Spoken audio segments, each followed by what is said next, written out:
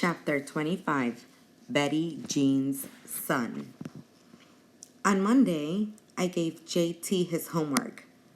I didn't look at him. I didn't like him anymore. But after what had happened on Halloween, I was too scared not to do it. As soon as I stepped inside the house after school, I knew something was wrong. There was unfolded laundry in the living room, and the breakfast dishes were still in the sink. In the kitchen, Betty Jean had her head down on the table. Betty Jean? She sat up when I called her name. Her face was gray. "What's wrong?" I asked. "It's nothing." She jumped up and straightened her apron. "I'm sorry, I wasn't feeling."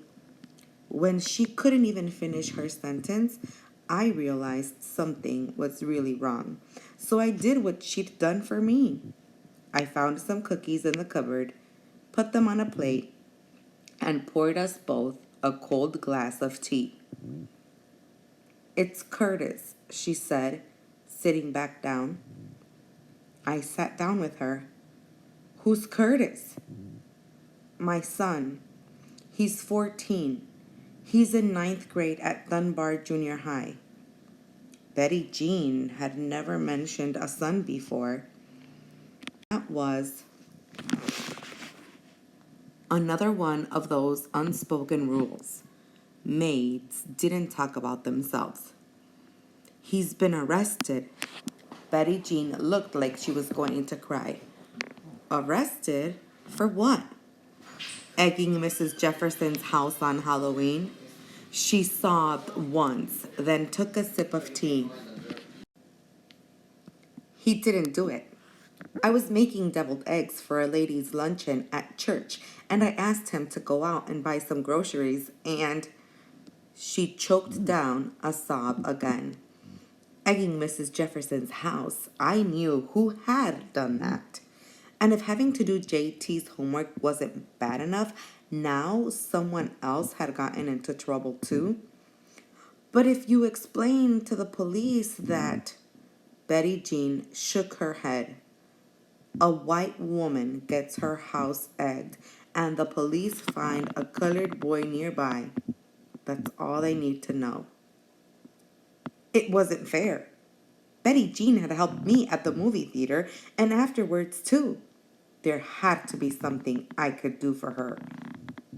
Betty Jean drained the iced tea and wiped her face with a corner of her apron. "I'm sorry, time got away from me. I'll hurry now to get my work done." She went into the living room. I saw the list of emergency phone numbers posted on the fridge.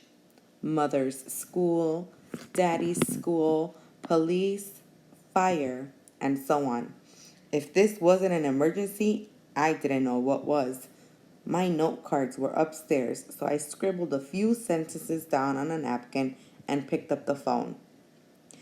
"Forest Heights Junior High," said a woman's voice.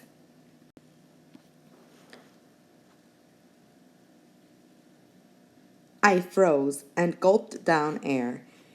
It was just a stupid phone call. Why was I so nervous? And then I was mad at myself for being nervous, which made things worse. And, "Hello," said the woman again. "This is for Forest Heights Junior High." I looked down at the napkin. "May I speak to Richard Nisbet, please?" "I'm sorry, he's in class now. May I take a message?" They got out later than we did, but luckily I had thought of that. I read, "It's his daughter. It's an emergency." I hoped that was all I would have to say because I was already sweating and didn't have anything else written down. The woman said something else, and then there was a long pause. And then Daddy was on the phone. "Marley?" Daddy asked, breathing hard like he'd run all the way to the phone, which he probably had. "What's wrong?" "It's Betty Jean," I said. "Her son was arrested." "What?" I tried to explain, but Daddy made me put Betty Jean on the phone. But then she started crying, so I had to get back on the phone and tell him what had happened. "I see," said Daddy when he was finally done. I couldn't quite tell if he was annoyed or just worried. Tell Betty Jean I'll go to the police station right now and see what I can do.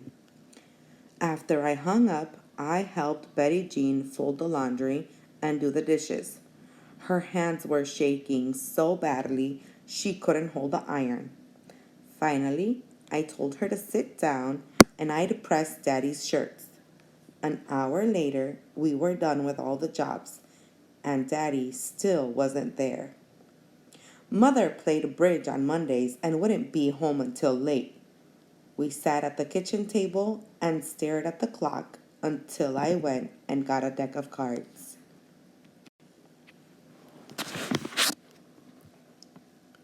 You play hearts? I asked Betty Jean. She nodded. I won the first 2 rounds. I was counting cards in my head, which was probably cheating, but it kept me from worrying too much. With all those numbers and suits in my mind, there wasn't room for anything else.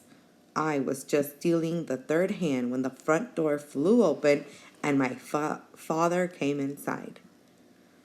Don't worry, he said to Betty Jean. I got him. A tall, colored boy stepped into the house.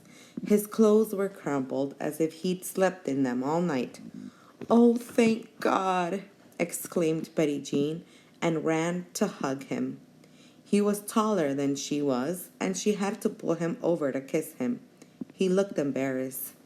Finally, she let him go and said to my father, I'm so sorry.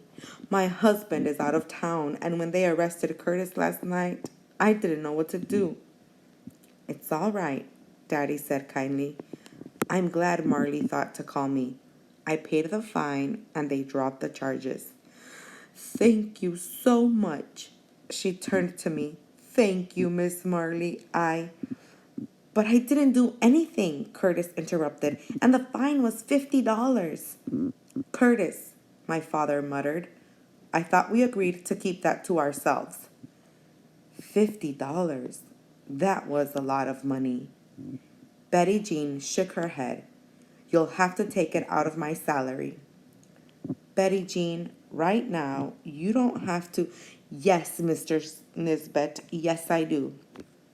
Betty Jean took a moment to think, then said, would $1 a week be okay?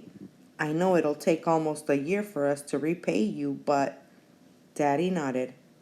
$1 a week will be fine.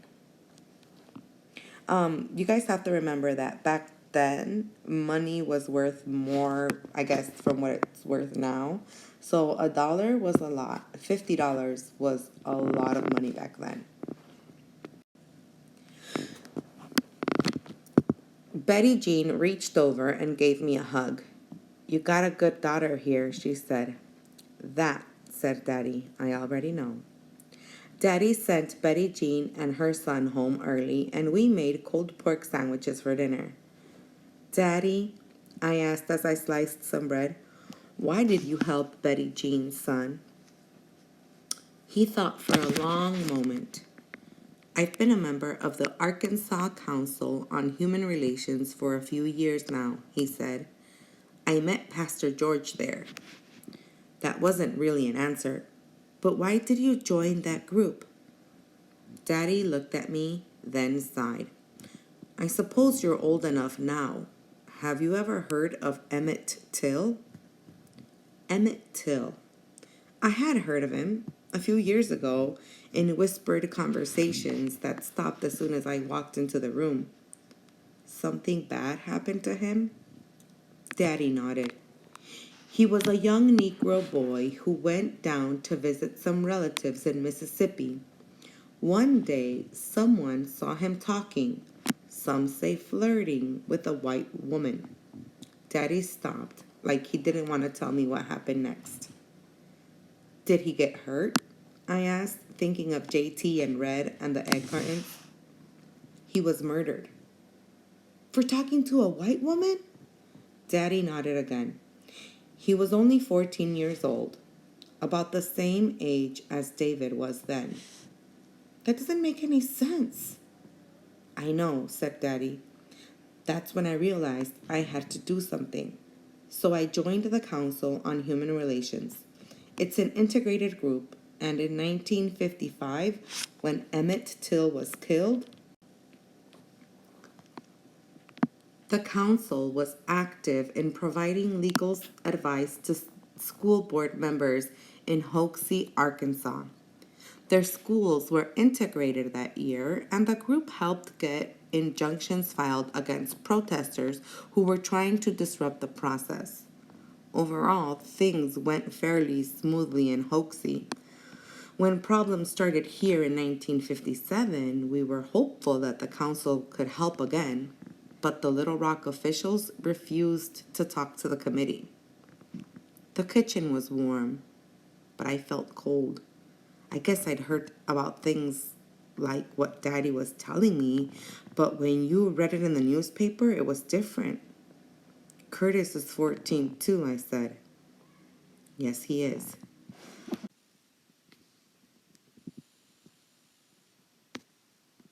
Liz had done worse than talking to a white boy. She'd fooled a whole school of white people. I wanted to confess and tell Daddy everything, but I couldn't. Liz needed me. I had to teach her how to keep her mouth shut when she got mad, so she wouldn't feel embarrassed. So she wouldn't anger people like Red. So she wouldn't get hurt. Mother came home then, and we didn't talk about it anymore. But that night, after I was supposed to be asleep, I heard Mother and Daddy arguing again. $50? Mother exclaimed. We had the money saved, Daddy said quietly. It was for Judy's college fund, said Mother. Betty Jean will repay us. Why didn't you ask me first? Snapped Mother. Maureen, the boy was in jail and scared. Now, I got in trouble once or twice as a boy. Curtis is a good kid. He just needed someone to help him out. Why did it have to be you? Who else should it have been? Daddy asked. Mother didn't have an answer. I lay awake a long time waiting for them to go to sleep. The lion started to roar, and I had a new thought. Maybe Mother wasn't selfish or uncaring. Maybe she was scared. Maybe she masked it like David did, not with a grin, but with a frown. When my parents had finally gone to bed, I got up and copied the quote from Peter onto a pretty piece of pink stationery. Then I snuck into the kitchen and placed it inside Mother's purse, where she'd be sure to see it the next morning.